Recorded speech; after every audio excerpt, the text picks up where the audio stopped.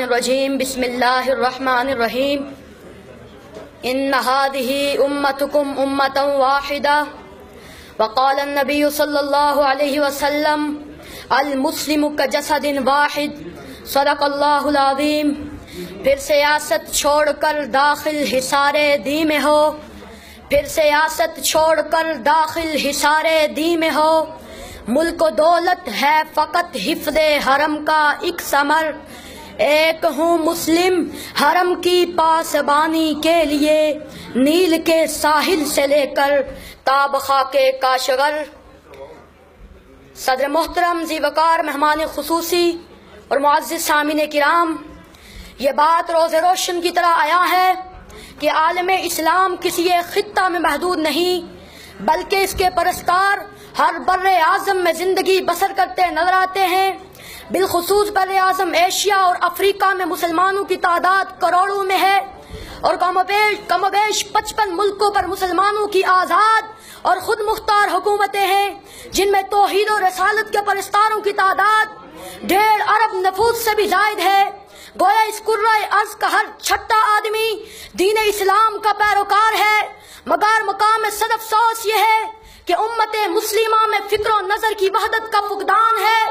اور مرکزیت کی شدید کمی ہے۔ ہم آہنگی اور یکجہتی نہ ہونے کے برابر ہے، ہر ملک ذاتی اور علاقائی مفاد کا اسیر ہے، رنگ و نسل عرب و عجم کے بت گاڑ دیے گئے ہیں، جس کی وجہ سے مسلمان زوال اور انحطاط کا شکار ہے۔ اقبال نے مسلمانوں کی ذلت اور پستی کو دیکھا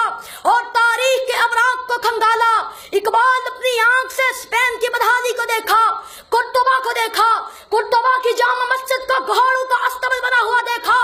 غرناطہ کو دیکھا تو تڑپ کر کہا غرناطہ بھی دیکھا میری آنکھ نے لیکن، غرناطہ بھی دیکھا میری آنکھ نے لیکن، تسکین مسافر نہ سفر میں نہ حضر میں، دیکھا بھی دکھایا بھی سنایا بھی سنا بھی، دیکھا بھی دکھایا بھی سنایا بھی سنا بھی، ہے دل کے تسلی نہ نظر میں نہ خبر میں۔ جناب صاحب، آج پوری دنیا کے مسلمان شدت کے ساتھ محسوس کر رہے ہیں کہ عربی اور عجمی کی بنیاد پر تختہ مشق نہیں بنایا گیا،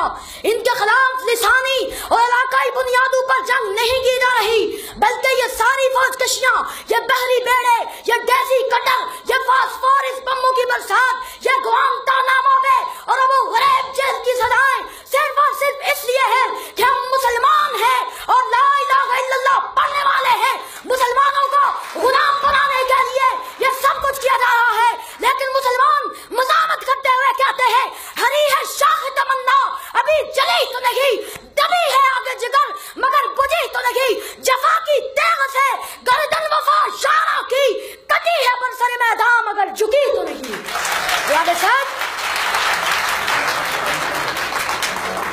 تاریخ ہمیں یہ بتاتی ہے کہ جب بھی مسلمان متحد ہوئے تو انہوں نے اپنے سے کئی گنا بڑے دشمن کو شکست فاش دی ہے۔ غزوہ بدر میں 313 نے 1000 کو شکست دی، غزوہ خندق میں 3000 نے 10,000 کو شکست دی، غزوہ موطا میں 30,000 نے 1.5 لاکھ کو شکست دی۔ ہر دور میں مسلم امت کے اتحاد نے فتح کو پرچم گاڑا ہے۔ وہ دور حضرت عمر کا ہو یا وہ دور محمد بن قاسم کا ہو یا وہ دور صلاح الدین ایوبی کا ہو یا وہ دور طارق بن زیاد کا ہو، جن کے بارے میں اقبال تڑپ کر گرج کر کہتے ہیں جلا ڈالی تھی تم نے کشتیاں اندلس کے ساحل پر، مسلمان پھر تیری تاریخ دہرانے کا وقت آیا، چلے تھے 313 جہاں سے تم مسلمان ہو، انہی ماضی کی راہوں پر پلٹ جانے کا وقت آیا۔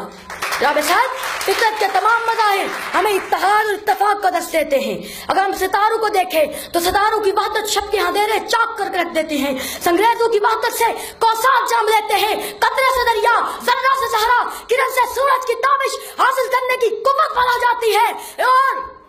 پاؤں کی ٹھوکر سے یہ بات ثابت کی جا سکتی ہے یہ عظمت باطل دھوکہ ہے، یہ صدمت کافر کچھ بھی نہیں، مٹی کے کھلونے ہیں سارے، یہ کفر کا لشکر کچھ بھی نہیں، اللہ سے ڈرنے والوں کو طاقت سے ڈرانا مشکل ہے، جب خوف خدا ہو دل میں اگر پھر کسرا و کیسر کچھ بھی نہیں، وما علینا الا البلاغ۔